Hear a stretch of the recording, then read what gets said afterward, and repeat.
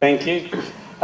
So this is the first time you've done something like this. I actually usually go to a place and look at eyeballs and ask somebody, what do you want to know? And they go with that. Now I understand there's lots of film students here or aspiring filmmakers. Put your hands up. Okay, I'm here for you guys, okay? So I'm just going to generally talk for a second or two. I'd rather take a question and talk for 20 minutes, and we'll try to address it. He's the cameraman, and I'm the director. You can address him straight away, and you can go with me. Flight of the Phoenix, which was a remake of the old film, the original one. Again, you did for HBO the Westworld. So while doing these remakes, do you visit the original productions to see how the cinematography was done? For both of those, I had seen Flight of the Phoenix, the original one, years ago, like long time before I did the remake. I had seen Westworld, the feature film, as well.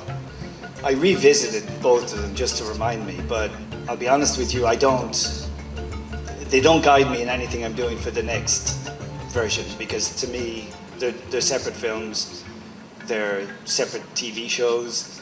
If somebody wants to compare the original with the remake, they can do that, but I don't. And I don't, a lot of times too, I don't want to be guided by it. I want the freedom, because also too, it's a different director, and for me to bring stuff, what I would call baggage, is not helpful. Hello, sir. Yeah. I'm Dr. Vivek Varjikar. I'm a writer and actor. I would like to ask you what parameters you select for the selection of the script, and how you decide whether the script is meritorious or not. Can you just explore all the parameters regarding script? Well, my take on script reading is quite different. The film that we just did, I actually went and got a book and had the script story written for it. And I told it, the event happened 23 years ago, and I spoke about it to the writer. And then in the end, it was about 40 minutes too long.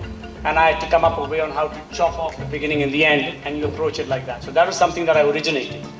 And the other scripts, they're quite different. I've usually done visual films. And unfortunately, I used to always think that visual films, I would love to get a script that read fantastic on paper so that you can just go and make it. It was a folly. It didn't work. Because whenever I've done visual films, I realized the reason they get made is people will look at that and go, this is crap. It's really bad. But he's a visual guy, right? Give it to him.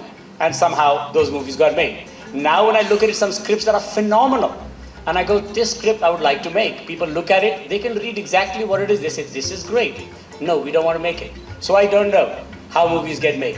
They get made because people don't understand them. They think you have a different take on it. So I read scripts with not that in mind. Is it a story I want to tell? And I'm the best person for it. And I approach each one of those with that kind of parameter. So every time the approach is different.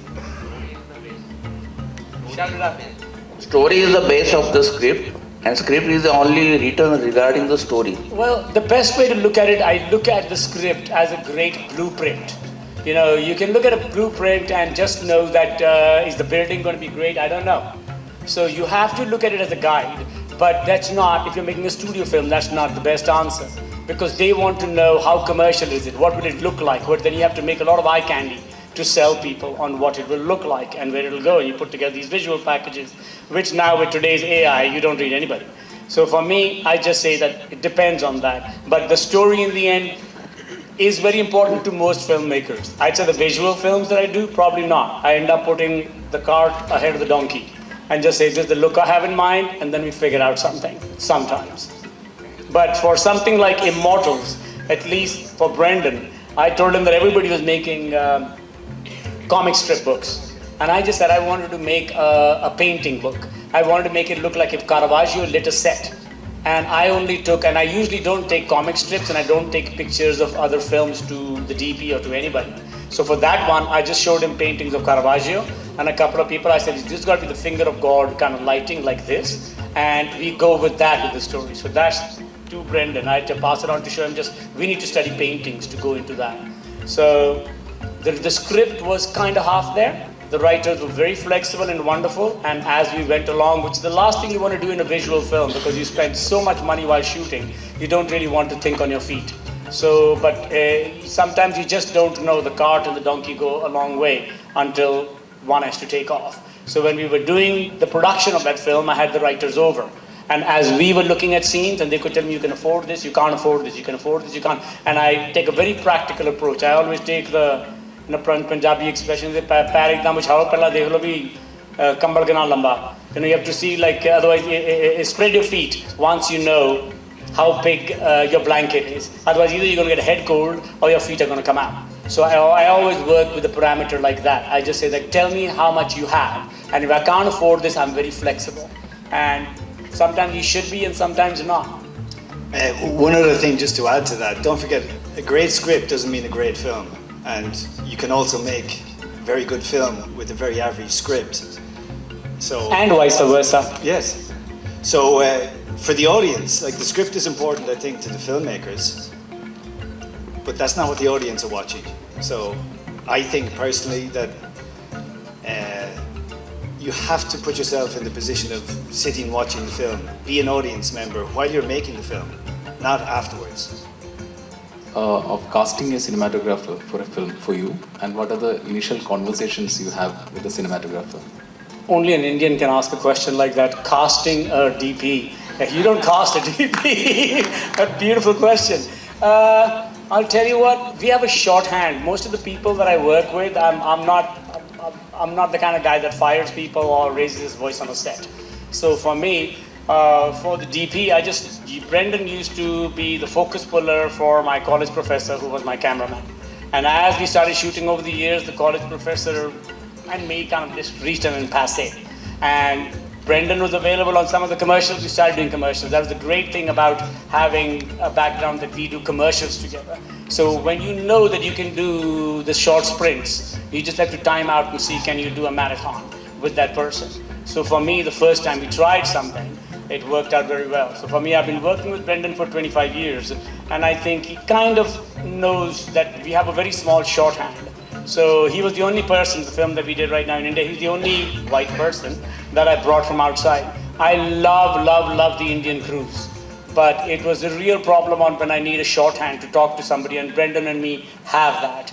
And I just know that he has we had one conversation on this particular, the last film that we did, and I just told him, imagine that there was a script written by Gaspar Noé or Haneke, and it got directed by one of the Iranians.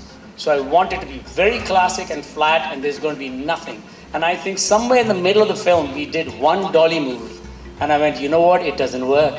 And we threw it out. So that's something you kind of back on thing. So it's much better now working with him. About 25 years, it was horrible for me to work with anybody in India, because when I used to get all my international crew here, they would just come to me. Everybody, every chotu, every spot boy, they would just come to me, "Ye truck kahan lagane hai ji? Ye kahan?" I said, I'm the director, talk to somebody else. He said, "Ye to gore hain."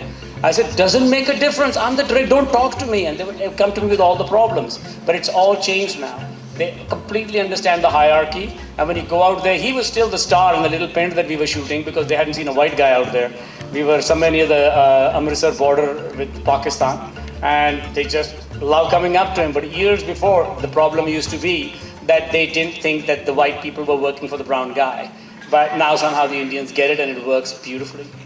And by the way, just on that, when I came to India first with Tarsem, we did bring the camera crew. It was a documentary type of shoot, but we brought the camera assistants. I think we brought a gaffer. We brought those people. It was the cricket commercial with Nasir Fateh Ali Khan's Mast Mast, which was a Coca-Cola commercial.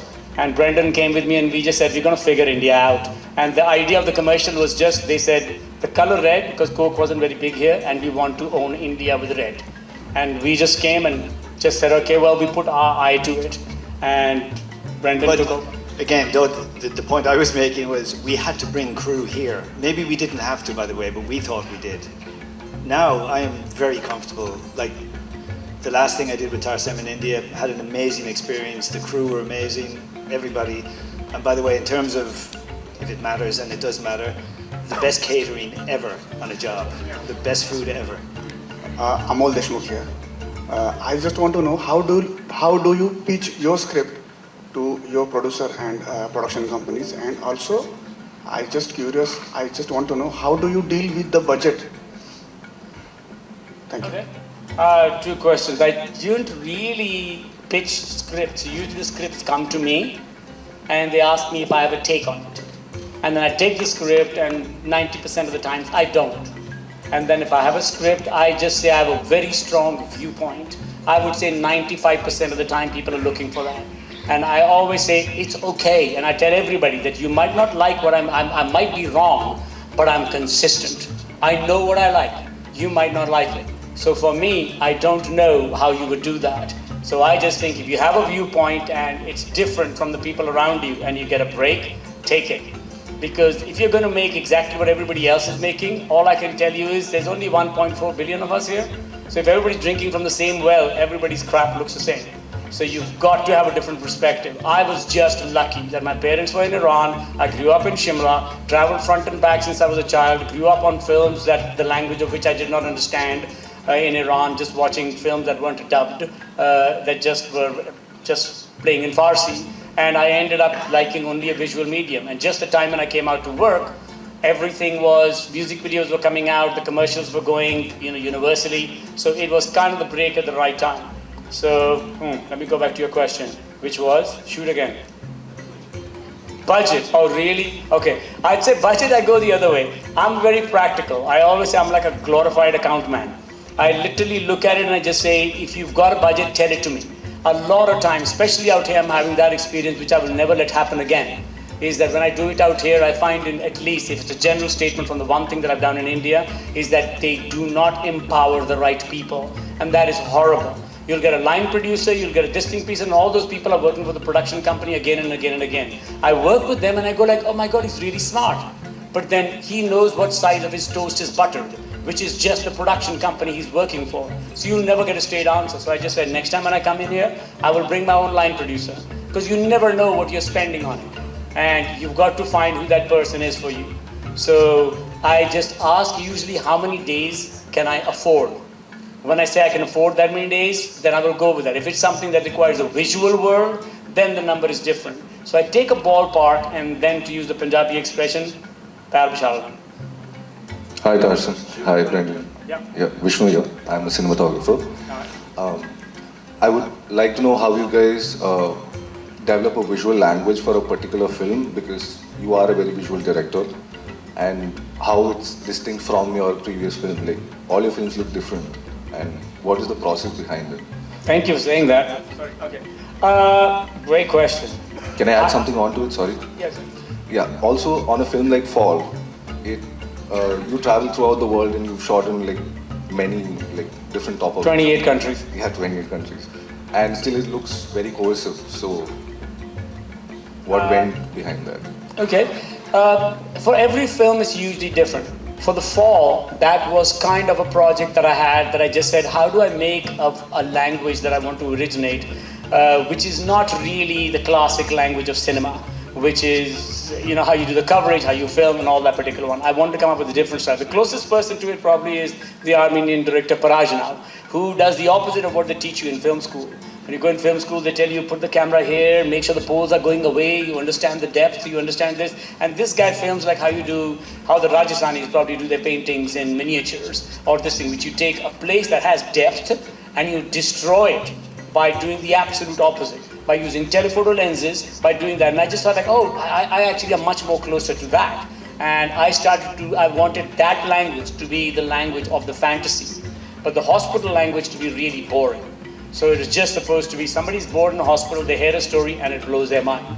So I just thought how this person imagines, which is always true, that no matter how great a film, especially for a music video or anything, how much ever you do, is nowhere near as good as what a person can imagine. Not only that, especially for a music video, next time they hear the song, they can change the images, but you're forcing a particular image in their mind to say, remember this. And it's quite handicapping. But it is the piece today. With the songs, you have to have a particular image, and that's how it goes. So with The Fall, that was the brief. That in the hospital, it stays banal. When we go around the world, it is going to be a particular style, and no genre has been developed yet. The cowboy films haven't come out, nothing has been. So how does the person imagine that? That's why I made the film set in 1915 or 1819, just so that the person they're talking to has not seen cinema. How do they imagine it? probably a lot different than if you've seen cowboy films and you've seen all the other films. So that was the brief I went with there. In the other ones, it's quite different. So with somebody like Brendan, I was saying, you know, I chose Caravaggio, and I just said, go in this particular style. When we did kind of Mirror, Mirror, I liked the trees. I think I was showing him Tarkovsky, because he has a particular great love scene in silver birch trees. I forget what they're called in Punjab, people there. They're safedi, but they really look beautiful in black and white and not very good in color. And I just wanted to desaturate and make the snow and everything look monochromatic to pull the camera people out. So I just only very roughly talked to Brendan and showed him 1 or 2 films, and we have the same collaboration like I do with him. He's the production designer. I have a different one for the rest of the world and a different one for America. And he's worked with us back to back. So for him, for every film, the language is different. The film that we did right now, I just said we need to be like we are observers. It's like literally, I don't want it to shoot like somebody shot it with their grandmother's telephone, but it should be like a CCTV camera in the right place. And has to work with that, and the actors have to perform in front of it, who are actually right now here, my 2 lovely actors. And they did all the performance, and it was one of those things that I couldn't cut. And I told Brendan this, that I never shoot these scenes. Sometimes when I look at a scene, I say, it's not working, but don't worry, I don't need this. I just need the close-up here and that. In this particular one, I just told him, if the medium shot does not work, we are dead. So the actors had to perform. Because the shaky cam and going like this, I can probably make that podium act. So that wasn't the style of it. So it becomes different every time. So to answer your question, I think that's, you reinvent the wheel practically every time when you try to tell that story. And I'm just going to add to that, just the last thing we did, one of the conversations we had was that we had to keep it simple so that the story was all that the audience were seeing. And we had to create a space for the actors that they could do what they could do, and we didn't have to kind of fake the performance with close-ups, with whatever else. So we nearly always used 2 cameras. Maybe just used 1 in the final edit, but that was it. Like, we tried to hide ourselves. Just take the camera away and just let them do it. And we captured the moment as opposed to us directing the moment. Usually that works with children very well also. Yeah. So, but you know, it depends on. I think it's important to come up with a set of your own little personal rules for each film. Like there was many shots on the last film that would have looked stunningly. By the way, I think the film looks beautiful, but there was a lot of shots we just said, it's too nice. We can't. If this was a commercial, we'd probably win awards with it, but we can't shoot it because it's not the right language for the film. We also agreed not to have much equipment. And generally, by the way, nearly any film that we do where there's exterior shots, rarely do we use lights. That's something that both of us like, not to use it. Just choose the right time of day to shoot something. And that's another thing too about, part of filmmaking has just become nearly like an algorithm. That in fact what you're shooting is not the story, it's a call sheet or it's a schedule. So that if you want to say, can we move that scene from midday to late in the evening? No, you can't do that because then we'll have to put the actor on an hour's overtime or we have to pay an hour's overtime. So you're not actually crafting a film. Now if you're in a studio, that's different. Like for Immortals and for Snow White, Mirror, Mirror, they were 100% shot in the studio. Like every single shot from both those films were done in the studio. So that's different. You can then control every part of the thing. You don't have to wait for the sun to rise. You know, you put it where you want and you shoot what you need to shoot. And the thing that you're saying about the best shot isn't usually the best shot for the film. The DP has to give that up, and Brendan does it without blinking. I mean, I remember when I just came out from school, Fincher used to be our god, and now he's a very good personal friend. And we were trying to start a company. And when we had a chat, I had just broken up with my girlfriend, who really dictated my visual aesthetics. Until that particular point, I'd say they were really, really weak.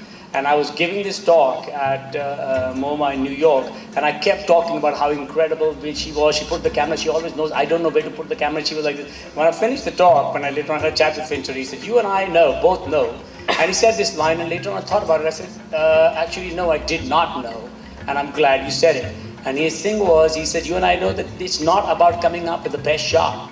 It's about saying, okay, this is a scene that requires this many setups to shoot this. You get up there, the sun's going down, the clouds have come up, the actor's not coming out, somebody's throwing a drama, the lawyers are calling you, and you go, instead of these 9 setups, I can make it with 5 setups. And you adjust accordingly. And then he said, this is not right for the film. Actually, 2 setups are enough. He says, those decisions are what makes the film. And I kind of agreed, otherwise, because I always thought I was a bad photographer until for the first time I was PAing on my ex-girlfriend's shoot. And when I did photographs, I realized I could take much better photographs than make movies. Because there is no boundary, you just look for the best shot and you shoot it. But the cameraman does not have that luxury.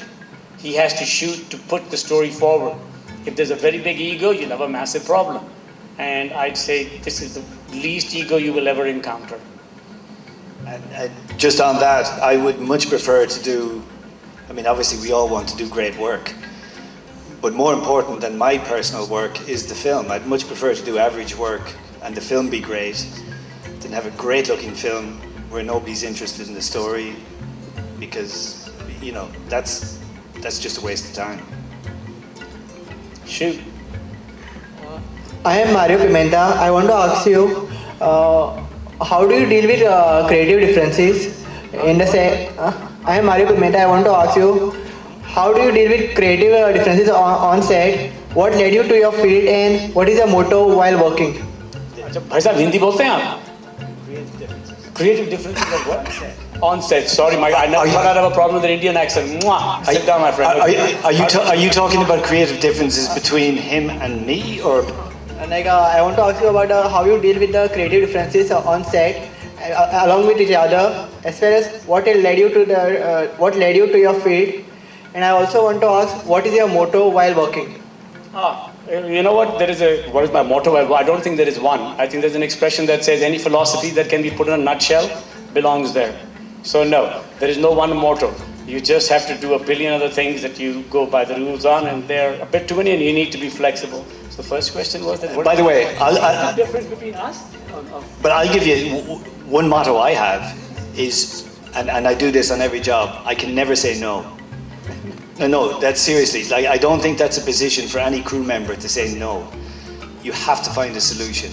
Problems come up on every job. It doesn't matter how good the job is, how much money you have. You cannot say no. And I think if every crew member, and that includes production, just made it say to themselves, I can't say no. I say no. He can, yeah, but the director can. But no, it is true, because when you go out there, everybody looks at you that, do you know the movie? And unfortunately, people can tell when you are in control.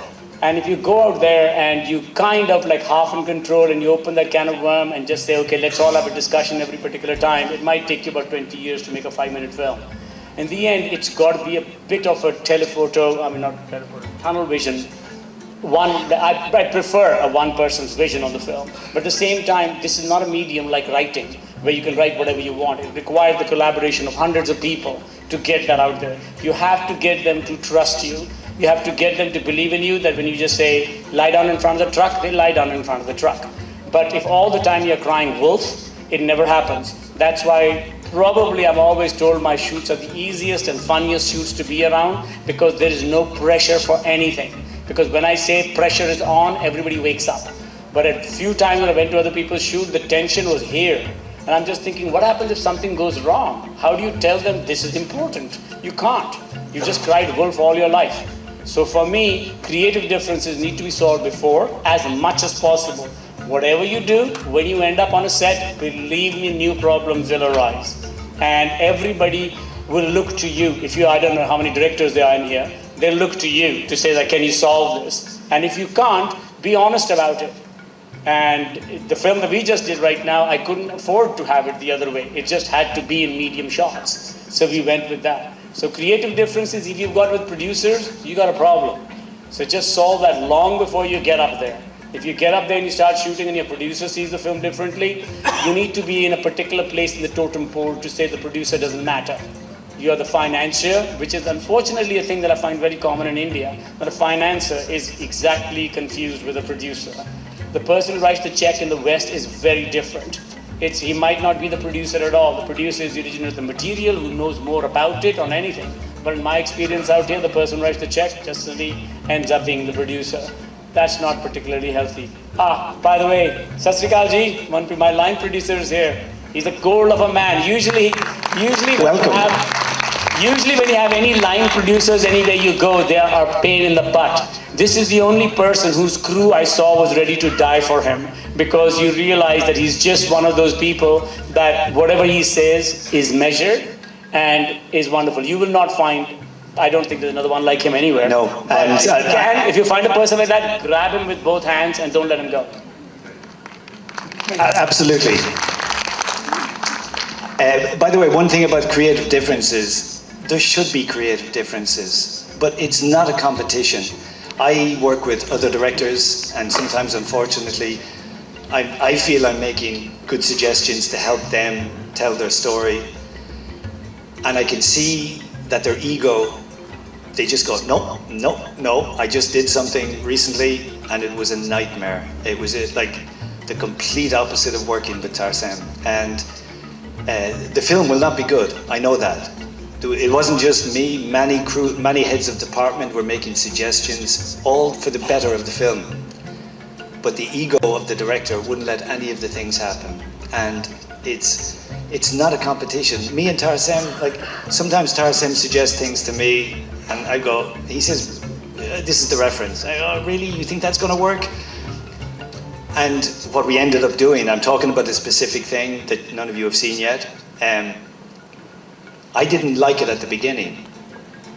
By the end, when we talked it and worked it out, it really makes the film. It's one of those little signatures that is just right.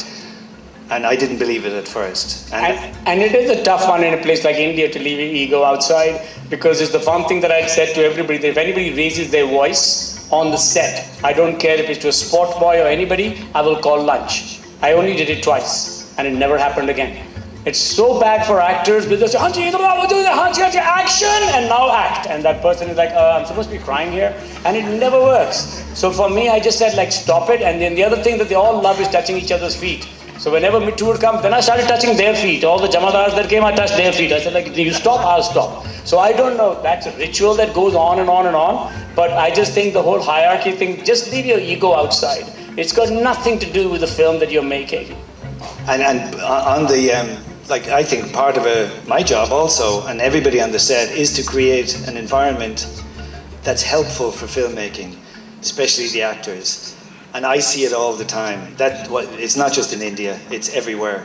The crew are shouting, screaming, and then 2 seconds later, the actors have to do something very sensitive. Like, I don't know how they could do it. I always thought that was probably one of the biggest problems here. And then the moment I was leaving, I saw some actor exactly talking about that. I think if you're kind of doing opera, if you're doing like a Hindi movie and you're doing the great stuff that goes on in Bollywood that I adore and love, if you do it like that, it's easier. If you're going to sit down and do something emotional and do all that particular one, you really can't take the whole atmosphere here and ask them to act naturally at the end of it. I don't know how they do it. I personally feel that they're probably the greatest actors in the world here because they still deliver. I mean, I worked with one, I think she has the beautiful eyes. I did one play, I think I did a commercial with her long ago. And no, not Frida. I think Ashwarya was her name. Yes. I did one commercial. Literally, I was doing one thing, and she just came on. And you just go, there's all this shit going on, the 800 people behind me and everything. She was like, tick, and you're there.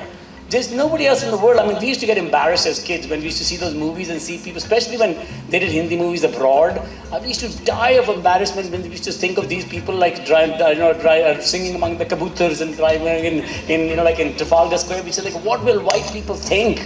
And now you say, we don't give a damn. And you can see that difference when you see the Hindi movie guys perform. They go like, my heart's on my sleeve, like, all right. And you go, fuck, yeah, they're great. So for me, I think that's a great atmosphere that India has. But there's a particular school of acting when you have to get emotional and do something that is not at this level. It's not 10 out of 10. It's going down to natural. For those people, there's a massive problem. when you just say like, okay, and action, and they can't perform. And another thing, nobody's asking this advice, but I'm going to say this. Again, put yourself in the place of the actors. And sometimes I think it would do everybody a lot of value to actually go to where they're sitting, if they're sitting here, and look at what they see. And normally, it's a whole lot of crew at the moment looking at their phones, checking their Instagram. If you're trying to do something and you're looking out at all these people who literally, to me, don't care at all, they don't give a shit because they're on their phones, I think phones should be banned from sets. I agree. Like, they're a distraction to filmmaking. The crew aren't paying attention involved. They're not involved in it. Years ago, people, they didn't have phones, so they had to watch what was happening. And they would come up with good suggestions. They might even say to the director, are you sure you want that to happen because they're paying attention? Now, a lot of times, if you want to get a crew member's attention, you have to call them. I don't think I should have to do that. They should be paying attention. If somebody brought up a bill in the morning that banned phones from film sets, I would be the first person to support it. We didn't really have that many phones on when we were shooting. We were fortunate. But you see, and usually the 1 or 2 times that I have gone to speak, because I speak in a friend of mine's class, but I never let it advertise before. We just go in. I always tell them, put your computers away, because I'm going to look at your eyes and I'll know what you're interested in. And you can ask me any question that you want, but if you've got a computer open and you're researching and doing that, I'm not going to take your question. I'm not going to talk to you. So for me, I prefer this conversation. Shoot, there was a guy standing there for a long time. Sorry. सत श्री अकाल sir मेरे पास 2 question है, एक sir आपके लिए, एक sir के लिए. सर जब I don't speak Punjabi. You can tell me, I'll tell him. Yes, sir मेरा क्वेश्चन मतलब आया कि ਜਦੋਂ ਸਰ ਕੋਲ ਸਕ੍ਰਿਪਟ ਆਂਦੀ ਹੈ ਤਾਂ ਨਾ ਉਹ ਐਗਜ਼ੀਕਿਊਟ ਕਿਵੇਂ ਕਰਦੇ ਨੇ? ਸਭ ਤੋਂ ਪਹਿਲਾਂ ਮਤਲਬ ਕੀ ਕਰਦੇ ਨੇ ਉਹ ਲਾਈਟ ਸੈਟ ਪੰਜਾਬੀ ਕੱਲਾ ਪੰਜਾਬੀ ਬੋਲ. ਇਹਦੇ ਲਈ ਕੁਐਸਚਨ ਕਿ ਮੇਰੇ ਲਈ? ਸਰ ਸਰ ਇਹਨਾਂ ਦਾ ਅੱਛਾ ਮੈਨੂੰ ਦੱਸ ਦੇ. ਹਾਂਜੀ ਸਰ ਕਿ ਇਹ ਜਦੋਂ ਇਹਨਾਂ ਕੋਲ ਸਕ੍ਰਿਪਟ ਆਂਦੀ ਹੈ, ਠੀਕ ਹੈ, ਜਦੋਂ ਇਹ ਸ਼ਾਰਟ ਮਤਲਬ ਡਿਜ਼ਾਈਨ ਕਰ ਰਹੇ ਹੁੰਦੇ ਨੇ ਜਾਂ ਜਦੋਂ ਲਾਈਟਿੰਗ ਸੈੱਟ ਕਰ ਰਹੇ ਹੁੰਦੇ ਤਾਂ ਸਭ ਤੋਂ ਪਹਿਲਾਂ ਕੀ ਕਰਦੇ ਨੇ? ਤਾਂ ਮਤਲਬ ਉਸ ਤੋਂ ਬਾਅਦ ਕੀ ਪ੍ਰੋਸੈਸ ਕੀ ਰਹਿੰਦਾ ਹੈ ਪੂਰੇ ਦਾ? ਸਭ ਤੋਂ ਪਹਿਲਾਂ ਕੀ ਕਰਦੇ ਨੇ ਮਤਲਬ? He's actually asking the technical question that if the first time they ask you, you come up with a shot near eye on a scene, what's the first thing you do when you go to light a scene? Is that right? Yes, sir.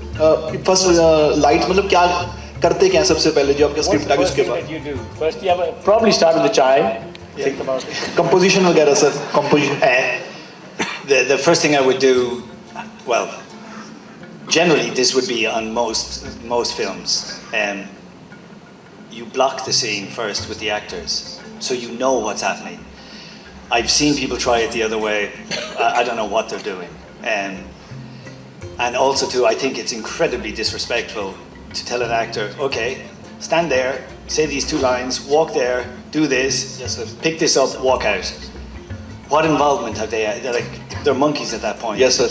Okay, so block the scene, have a discussion with the director about what shots you think you need. Place the camera or the cameras in those positions and then start lighting. That's generally. Now, a lot of times when I arrive, you're asking a question and you're forgetting, I think, a very important part. If we're shooting inside a house, when we arrive in the morning, I already would have had the electricians have the lights outside the windows because we know we need them. They're not in the truck. They're outside. They may not be in the exact positions, but they're close. I like coming onto a set, even for the blocking. When I'm blocking with Tarsem, I will already, or for anybody, I will have lights already in position. Because funnily enough, if you put lights up first for the blocking, actors tend to go towards where the light is. And the director also can see what it might look like. You get a free chance to see how it's working. I think we work very fast. That's a great answer to that question. But to answer actually even one to take the lead from him, is that usually when I go on a set, that's not when we light the set. So what I did in this particular one or anything, I go there before and I tell the actors, there is no camera. Yes, there is no lighting. Yes, sir. Work the scene out. And then we work with them and see where they go. And then I try to cheat a bit because I've done enough cinematography to know that that's not possible to light and to help the cameraman. Then sometimes he'll come to me and go like, that's impossible. Then we try to maneuver them a little bit if possible, if it doesn't hurt the story. You get them in a place, and this is a handicap that you'll have all the time, which is the problem with multiple cameras. If you're going to shoot telephoto and tell somebody out there, be natural, yahan se telephoto shot karna, everybody you can make, they will be brilliant actors because they'll just be themselves. But if you're going to enter that space and ask them to create certain things, it becomes very difficult. You need actors for that. So for me, when we go out there, I just tell them there isn't one thing. So with the actors, when we did this, I took them to the houses. And I said, this is where that person lives. That's where this person lives. Stand out here. If you had to look at that person, what would you do? We did all this on way before we did any lighting. So Brendan came and I took him for a tour of those places. And I said, this person lives here, this person lives here, this is that particular one. Then Brendan's making notes that, okay, I can probably hide lights here, I can hide. And he's not telling me. I don't want to light for him and never want to tell him how to light. But I usually am two people's friendly person. I'm friendly to cameramen, I'm friendly to wardrobe. And so that's why my stuff looks visual. And critics hate it because story comes third for me.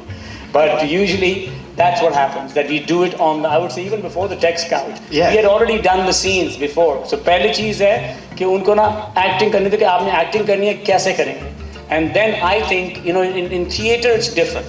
You know, there's upstaging, downstaging, you let people act, everybody sees it. When you go with directing, the main job of the director is to know where does the camera go and how does it move and what do you cut with what. If you're just going to shoot it and then give it to the editor, you're not the director. The editor is the director. As Fincher says, you're the shooter. You're not the director. The editor is the director because he will find the film for you. I tend not to do that. I would say there's not a single shot that we didn't use in the film that we shot. I don't have much coverage, which is not a luxury you will have as you asked with your producers. They'll come on and say like, "Ye wali shot karo, get this thing. Humne itni bari gaaniyan laye, white shot karo." I don't know what they'll ask you. You want to get past that. So I just go and just say, this is all we need.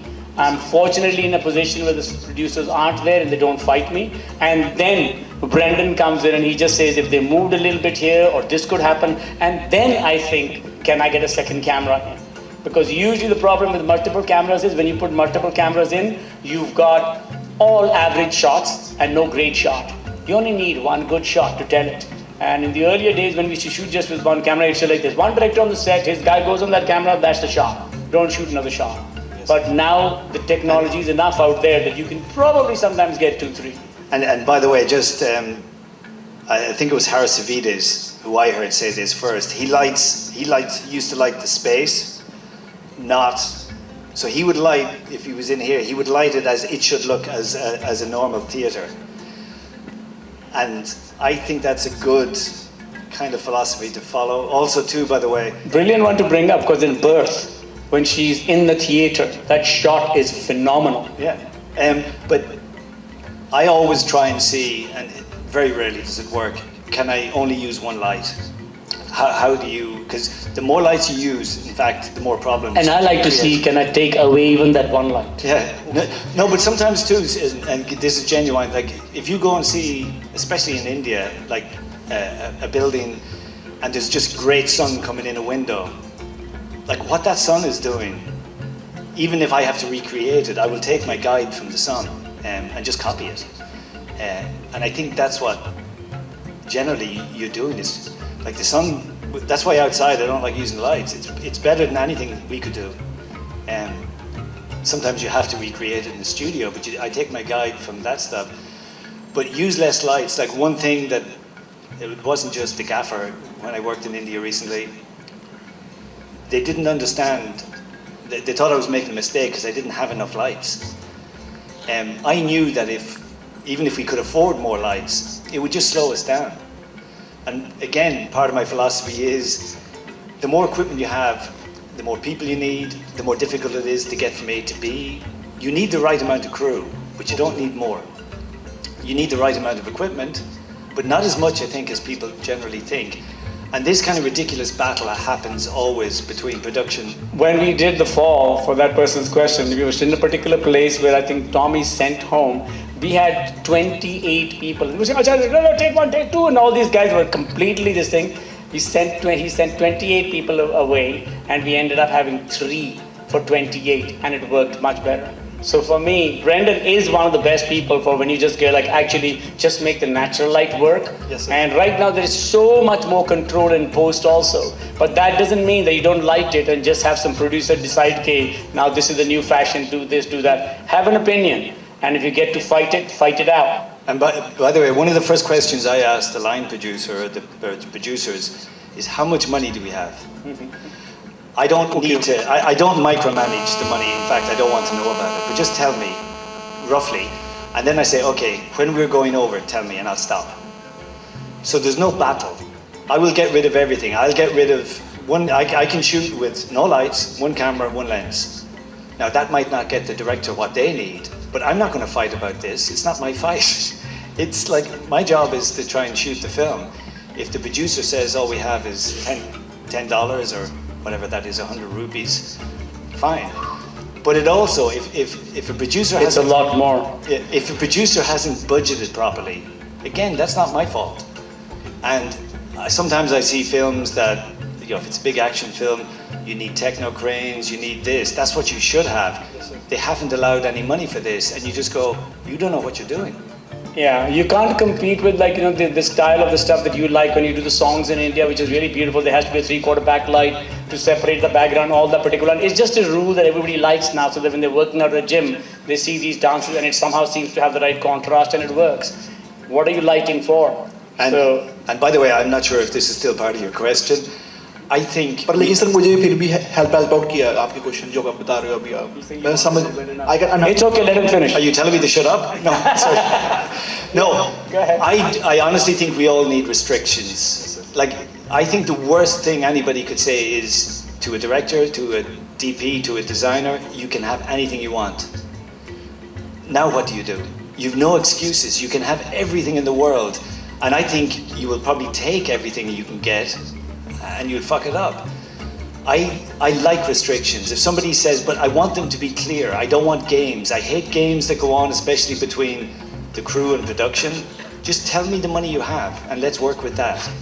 And unfortunately, I found that very true here, that if you don't have the line producer that you trust and know, you're already buried. Because you will never get a real answer, and that's something that Indian bureaucracy is brilliant at. They have 20 layers of every time I would say, whose problem is it? It is, oh, let me find out. And that person has 5 other people responsible, and they will fire the wrong person or send the wrong person home. Yes, it will always go on that you'll never get that answer. That's why if you get a line producer that you know, he'll know whose fault it is and make sure that person is taken out because he'll bury everybody else. Acha, push it. Go ahead. Sir ਮੈਂ ਪੁੱਛਣਾ ਸੀ ਕਿ ਤੁਸੀਂ dear Jassi Punjabi 'ਚ ਹੀ ਕਿਉਂ ਬਣਾਈ language ਤੇ ਮੇਰਾ ਦੂਜਾ ਕੁਐਸਚਨ ਇਹ ਹੈ ਕਿ ਜੇਕਰ ਅਸੀਂ ਮਤਲਬ ਪੰਜਾਬ 'ਚ ਫਿਲਮ ਬਣਾਉਣ ਜਾਂਦੇ ਆ ਨਾ ਤਾਂ ਜੇਕਰ ਆਪਾਂ ਕਾਮੇਡੀ ਤੋਂ ਹਟ ਕੇ ਬਣਾਉਂਦੇ ਆ ਉਹ ਚੱਲਦੀ ਨਹੀਂ ਹੈਗੀ ਸਰ ਤਾਂ ਇਹਦਾ ਹੈਲਪ ਸਰ ਤੁਸੀਂ ਮਤਲਬ ਟਿਪਸ ਚਾਹੀਦੇ ਸਰ ਤੁਹਾਡੇ ਤੋਂ ਮਤਲਬ ਅੱਛਾ ਪਹਿਲਾਂ ਫਿਲਮ ਬਣਾਉਣੀ ਚਲਾਉਣ ਲਈ then ਜਾਕੇ ਗਾਣੇ ਵਾਲੀ ਸਰ ਐਕਚੁਅਲੀ ਚਲੂਗੀ ਮੈਂ ਜਦੋਂ ਪਹਿਲੀ ਪਿਕਚਰ ਬਣਾਈ ਸੌਰੀ ਸਪੀਕ ਇਨ ਇੰਗਲਿਸ਼ ਬੋਲਾਂ ਕਿ okay ਠੀਕ ਹੈ when I explained to the crew when we did this particular film in Punjabi I literally, when we did it, I told them this movie has no music. Not only that, it has no background music. It has nothing. Then I explained to them the style of, you know, the Iranian filmmakers. And then the best compliment I could have gotten was one of the crew members turned to me and he said, "You're not making a Punjabi movie. You're making a movie in Punjabi." He just said, "These films don't work there." I said, "Really? Does it look like I care?" I'm like, if you want to make what every other person with a telephone can make, then please go and make exactly that. But I just think if you want to separate yourself out from the froth that's out there, put something else out there. But maybe the answer is just that you make more musical and funny and balle films. They're also good. But then if that's what you want to make, that's what you want to make. If you want to make it different, I'd say right now the problem is not making different films. But it used to be when we started about 15 years ago or something like that, because it was like the Wizard of Oz. Nobody knew that you remove this curtain, how do you make a movie? You got an explosion, you got something that look good, they would say, Waji wah, beautiful. But now anybody who has really an iPhone or any other phone can do that. The problem has become, how do you get eyeballs on it to see it? If that's your mission, if you are interested just in commercial cinema or what, you just be aware of it. Don't make a personal film for 20 million and you're buried. If you're making a personal film, but if you want it for everybody else, then make it differently. You have to just don't. You might be able to fool a lot of people one time. You won't get the money again. So be aware of what you're doing. I think it's not a show business. It's a business show. You can probably screw over people once. Hello, Brendan. I get a clap for screw over people. Thank you, thank you. Hello, Brendan. Sat Shri Akal, Paji. My name is Deepak Jain, and I'm a film school student. I know I'm going to ask you a basic question, but I think people need to know about it, as there is a confusion about it among people. So in India, many times I'm seeing that when you buy a camera, and when you buy a camera, and if you can shoot photographs and videos, then you start calling yourself a DOP. So how is there in your country? When do you call yourself a cinematographer, and when do you call yourself as a DOP? When you have a telephone. Well, no, it's not. It's a good question. One of the things I always say to people, I own 4 or 5 guitars. I play it for me. I'm not a guitarist. I would hate. And he's very good friends with Bono. Yeah, no. He still doesn't call him. But you know, owning something doesn't make you that. Now, when you call yourself a cinematographer, I'm not sure when that happens, because and maybe it's other people. It's when other people call you a cinematographer. Like if you want to work and earn money and earn a living, you can call yourself what you want. But when other people, like when they start hiring you, that's kind of probably when you become it. I don't know, but like again on the same thing, that similar vein to what Tarsem was saying, if you want to be a cinematographer, you need to shoot stuff. That's what you need to do. You need to stop copying stuff. I think like emulating or copying stuff might be good to learn when you're a student. And I would encourage everybody to learn the rules of photography for one reason only, that you can forget about them. Like people ask me, when you're shooting, how do you work out? I never think about technical things. When I'm on the set with the director, I couldn't care less now. The only technical thing, but even I try to not take care of that. Like I fought to get a DIT. Does everybody know what a DIT is? A digital imaging technician? Which a lot of producers confuse with data managers, and they're not the same thing. But I let them manage the exposure.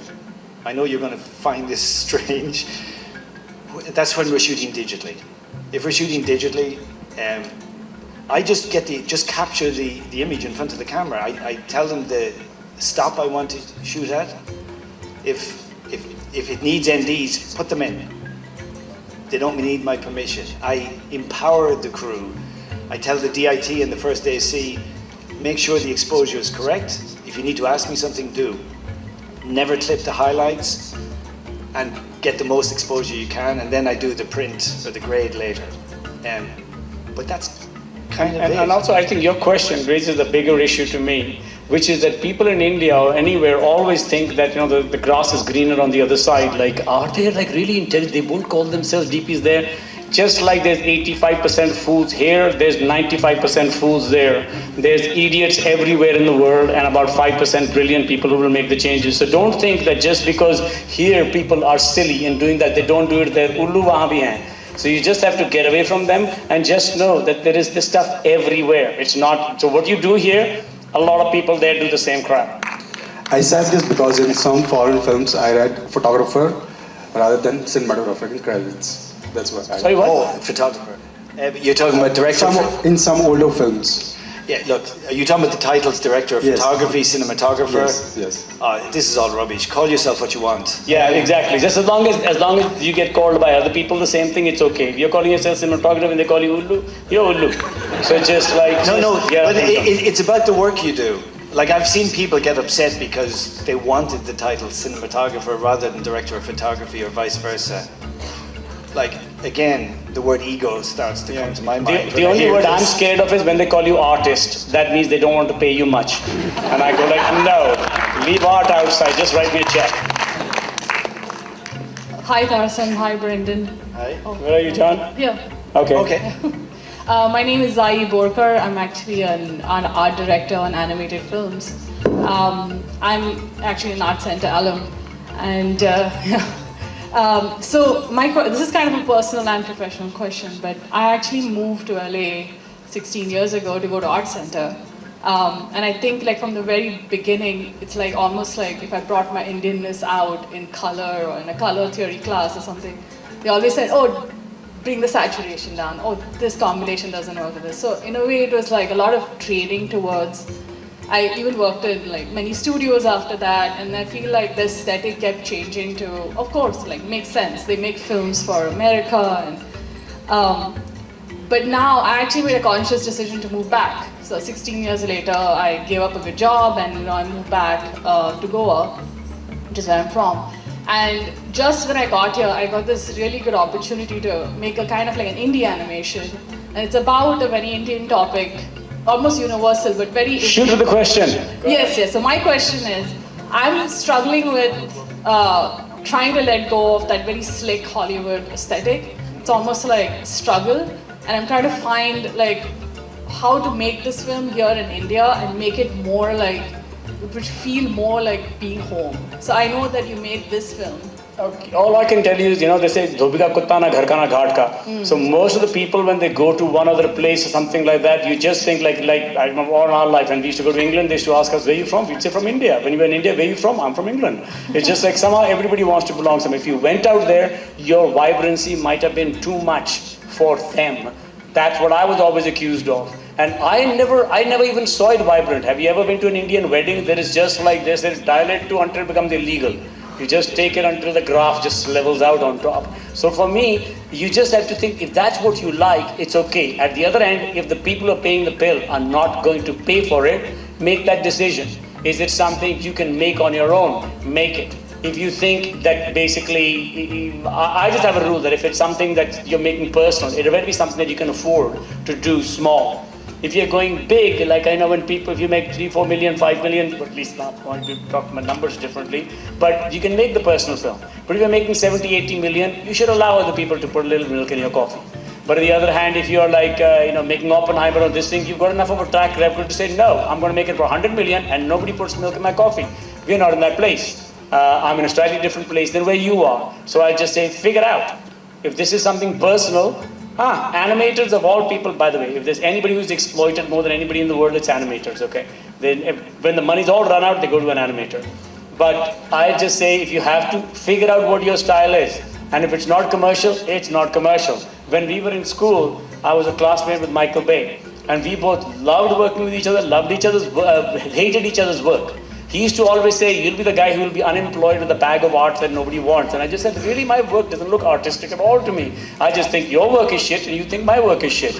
And it turns out there was room enough for both of us. So for me, I don't know. To answer your question, bring out yourself. If it doesn't work commercially, make a conscious decision. Fake it till you make it, or do it as a job. I'd suggest don't. By the way, just one thing to add to that is you're conscious of, because you asked the question, you're thinking about these things. The most important thing is to do it. I think it's the biggest handicap, and it probably happened to me in my lifetime, especially for film students, is that you think too much. And if you're thinking too much, you're not doing what it is. It's better to do it and move on and do something else. Doing, to me, is something that people should do a lot more. I was told by that gentleman, when he does this, I'm supposed to do something and I've forgotten what it is. What do I do? And then this usually means, like in our language, it means like I'm going to the toilet. But apparently here it means time out. And on a film shoot, that's what you do, time out and you go to the toilet. But okay, go ahead. Questions? I'm here, by the way, for the film students, when this is all over, you can hang out and talk till the cows come home, okay? I'll stand outside for you. So Me too. Whatever this long is, you go ahead. Hi sir, my name is Prakash. I'm from cinematographer from Kerala. So I would like to ask you, Brendan, a question. Like, what is the process you do for keeping your work, each work different from the previous one? Or you simply follow the script because every script is different? So what is the process? I don't consciously try and keep work different. I mean, I am conscious of if I've done 4 action films in a row, maybe I should be careful. It's not me, but other people will decide that all I should do is action films. That's all you get asked to do. I personally like doing different things, like quite different things. So if I like doing commercials, music videos, documentaries. Haven't done many music videos for a while, even commercials. But I think it's good to do different things. And this is part of the same thing as doing. Just do stuff, do different stuff. There's certain things I'm sure I prefer over other things. It's probably more about for me, it's a lot more about the people I'm working with. At this point in my life, I don't want, everything doesn't have to be difficult. Generally, by the way, the last film we did was the most enjoyable film I've ever done, like on a set every day. It was easy. We looked forward to getting up every morning. It's the first time Tarsem has never been late once. Like every morning. This is how much I think it affected both of us. That it was so easy. Both of us were up early in the morning. The car never had to wait for us. It's important to work with people that you know you can work well with. And get paid for it. So you'll be doing a conscious effort for that. So how is it? How will it look like different from the? You don't have to make it different, is what he's saying. Yeah, I'm saying it doesn't have to be. But there's not much interest. After we did Immortals, I was asked to go for an interview for another film with a horrible human being. But it was another 3D film, and it was exactly the same type of thing. I wasn't even interested in going for the interview, but I was kind of forced to go.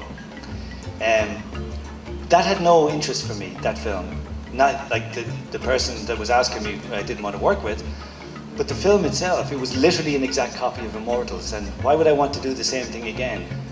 The only reason I can think of is I needed money to pay for bills. At that time I was okay, and I just didn't want to do it. And that's not a bad thing. Sometimes finance is what you need. You might have a kid early, you might have this thing, then you've got to make that conscious choice. I was lucky enough to not have kids till much later, and then one came along. But when that happens, you have to work for them. You just be aware of it. It's not selling out. I remember they used to always ask me, did Michael Bay sell out? And I just said, like, no, he did exactly the same crap when he's cool and he loved it. It turned out to be much more commercial than what we do. You can't look at that and pull him down for it. That's what he likes, that's what he does. If that's what you like, is one thing. If that's the paycheck you need, it's okay. But usually there's very easier ways to make money than go in the film industry and try to make money. Hi, Tarsem. Hi. Tarsem. I just wanted to know what filmmakers or films influenced you in your film school days, and who are some of the contemporary filmmakers or films that you like, and just a few insight into why you like them, or just basically. It's changed quite a lot. When I was in school, I was never really in India. I was never influenced by the masters. I never really saw any Satyajit Ray films. Never saw any other thing. I was exposed very differently in India. I don't know if I should say this in press, but this is what happened. To see all the movies that we guys used to see, I was in Hansraj College. We couldn't see the film. We used to hear about these films. So I didn't really have much of a background there. So what we used to do is near Hansraj, from old place, we used to get VHS that had just come out that time. And we heard all these films were available. So what I used to do was, me and 3 or 4 other friends, we'd rent a VHS, get all these films that we had to see, and we used to get one porno movie. And we used to put it out there and play the porno and charge everybody in the money to come in and see the porno. When they were done by a particular time, we had a whole night to see all these films. And those people whose films I've watched, we've watched them in the worst kind of small little room with 5 of us watching like Stanley Kubrick or whatever. You might get the story. You're not going to get a feel for what it was. They never really influenced me as much. When I went to film school and first time on cinema, saw something like Satyajit Ray, not Satyajit Ray, more like Tarkovsky. It just blew my mind. So I was much more influenced there. Then over time, I would just say it's become much more like Haneke and much more like the Iranian films. They have now rocked my world more. But I was much more interested in, La Jetée or something like that. But they all came from the school when I went there. So unfortunately, I missed the masters of India because there was no access. Right now, I'm sure there's so many cinemas you can go to, you can watch it on YouTube. We just had none of these films. So I didn't really have an influence here. I just say I had it in there, and it was much more visual. And fortunately for me, that's what everybody was looking for when I came out of school, because the natural step was do music videos so you can do commercials, do commercials so you can do movies. I did music videos because I loved music videos. I did not want to do commercials. When I did commercials, which I still do 85% of my time, I love doing them. I don't go to do them to do a movie. I just consider myself, the line that I use is that I love this profession. I'm like a prostitute in love with his profession. I will sleep with people for free, but they give me money in my job. So I don't complain, but I love it. So for me, if you find something that you love, I think grab it on. If they pay for you, tip your hat. Hi. Another guy. Sorry. Hi. So I'm from here. Okay. Hi. So I would like to. Love your shirt. Thank you. So I would like to ask, like, you direct commercials and also feature films. So both as an aesthetics to it. So how do you manage to differentiate both of them? Well, I'd say everything in life has an aesthetic to it. But if you're saying about film, what's the difference between commercials and films? I'd say it's the difference of a sprint and a marathon. If you can make many small things, in film, especially if you're making a movie, 1 + 1 should not be 2. It should be more than 2, otherwise you shouldn't cut. So in cinema, in commercials, you're making small commercials. If you put all of them together, and in the end, it's not greater than the sum of these beautiful shots, you fail. So for me, I found that the hard way around. But I would just say that they both are a visual medium. It's like saying, can you skateboard? Yes. Oh, so you're good at balance, now you can surf. Not necessarily. So you might be good at balance, but you won't go there. But this medium, you will understand. But now you're not alone. Until 15, 16 years ago, you were alone if you knew how to study that. Right now, everybody with a telephone has that. Everybody who comes out from any film school can have 800 commercials at their small reel or whatever and make them. Now the fight is, how do you get people's eyeballs on it? Please don't take that advice to start doing TikTok. But yes. Okay. So, and your journey from India to Hollywood. What was my journey from India to Hollywood? Ooh, okay. I'll try to answer it really fast. After I wanted to go and study film. I realized that when I was in college here, I couldn't get into engineering college. I tried everywhere, I could not get in anywhere.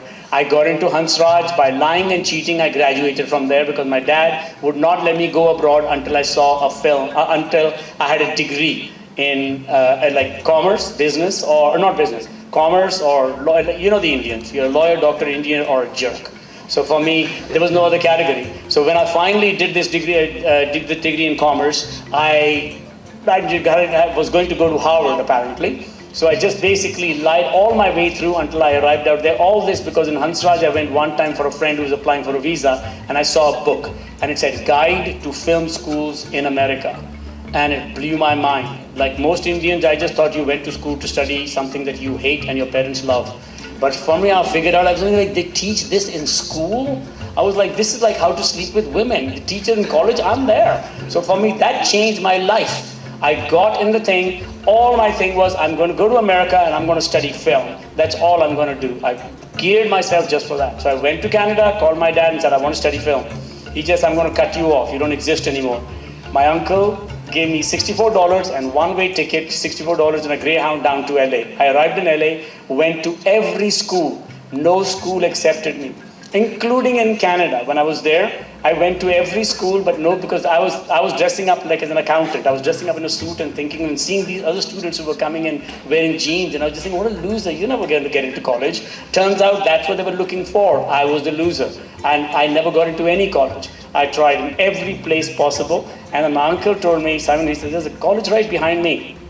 Go and apply there. I applied there. They had 18 seats, and basically I think 28 people applied. We went in there. Out of the 18 seats, they said like 17 seats were given, but I didn't get it. They told me, don't worry, this is such a bad college, most people don't show up, they go somewhere else. 10 people didn't show up, I still didn't get in. So my uncle told me, out of 28 people in a hit college behind my house, you are the 28th choice. You really think this is your medium? And I went like, wrong place. Caught the bus, went down to LA, applied to every college, turned down everywhere.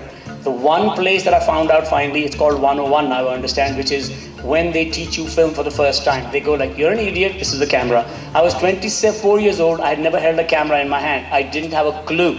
So I went out there and I wanted to go to City College. I found out City College is the place where you go. So the first gay person that tried to pick me up, his name was Randy Marsh. He went and registered because it was $2,300 per term for every foreigner, and it was $200 for the American. He registered, I showed up the first day in class, changed my name, and went to college as Randy Marsh. I was just thinking, show me, if there's anything that's useless in life, it's a degree in film. Okay, it means nothing, it's worth toilet paper. You need to go and shoot something. So I just wanted them to teach me how it works. I did something there, I got a scholarship, and I got into a really great university. in that university, I never wanted to come out. I loved college, I loved making experimental films, but real life, I had to get my career. And the first project I did out of school, fortunately for me, exploded, and it's been downhill since. Sorry. Hi, sir. I think we're being cut off here. I'm sorry. I'm so sorry to interrupt you. If you're a film student, I'll see you outside. There's Yes. a child harbor, let's go there.